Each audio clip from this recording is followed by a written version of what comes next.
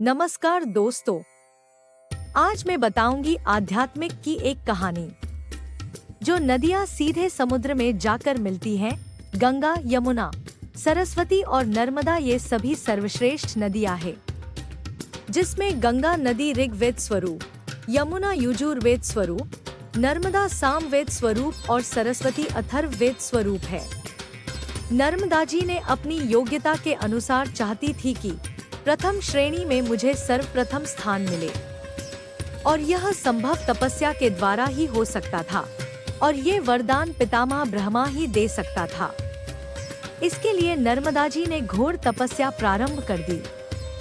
तपस्या से ब्रह्मा जी प्रसन्न होकर प्रकट हुए और वरदान मांगने को कहा।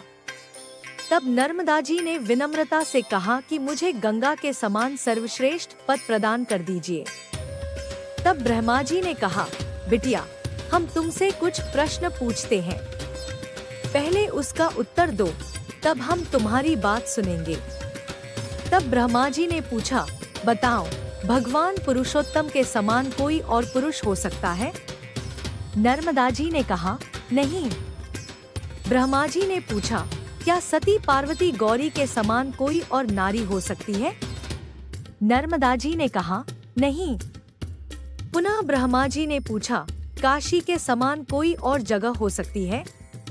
नर्मदा जी ने फिर कहा, नहीं। तब ब्रह्मा जी ने कहा, तब बिटिया, तुम कैसे कह सकती हो कि मैं गंगा के समान सर्वश्रेष्ठ बन जाऊं?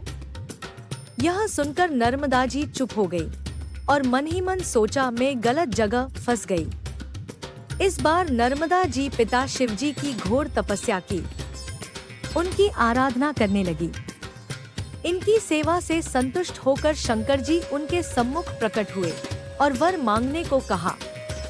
अब की बार नर्मदा जी संभल गई और अपने स्वार्थ की बात ना कहकर बोली, प्रभु, आपके चरण विंदों में मेरी अहेतु की भक्ति बनी रहे, यही वरदान आप मुझे दे। भगवान शंकर बड़े प्रसन्न हुए और सोचा, यह तो अपनी पुत्री ठहरी, कुछ मांग नहीं रही है, केवल मेरे चरणों की भक्ति मांग रही है। शिवजी बोले, वह तो तुम्हें प्राप्त होगी ही, किंतु मैं तुम्हें अपनी ओर से कुछ वरदान देना चाहता हूँ। तब शिवजी बोले, अच्छा सुन, पहला वर यह देता हूँ कि तेरे दोनों किनारे के जितने भी पत्थर होंगे, वे सब मेरे स्वरूप ही शिवलिंग समझे जाएंगे। दूसरा वर यह देता हूँ कि गंगा, यमुना और सरस्वती, तू इन तीनों से सर्वश्रेष्ठ समझी जाएगी। नर्मदा जी ने बात पक्की करने के लिए पूछा, कैसे जाना जाएगा भगवान? शिवजी बोले, गंगा स्नान से तुरंत निष्पाप हो जाता है। यमुना जी के किनारे 7 दिन रह के स्नान पूजन आदि करने बाद निष्पाप होंगे।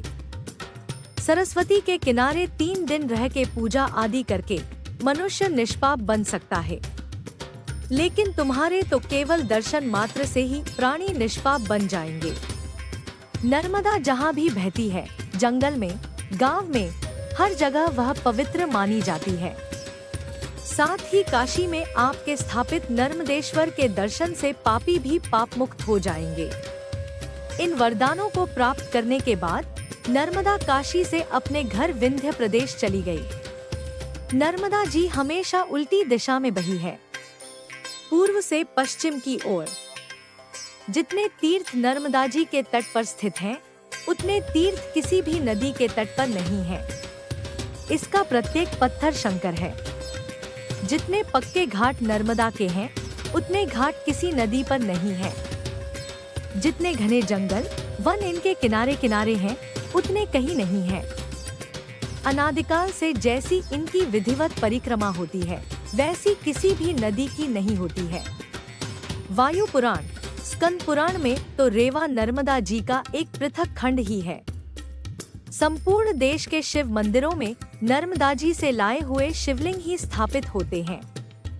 नर्मदा जी के किनारे आकर ब्रह्मा, विष्णु, महेश, लोकपाल, देवता, राक्षस, वानर, भालू, अप्सरा, यक्ष, गंधर्व आदि सभी ने तपस्या कर सिद्धि प्राप्त की है।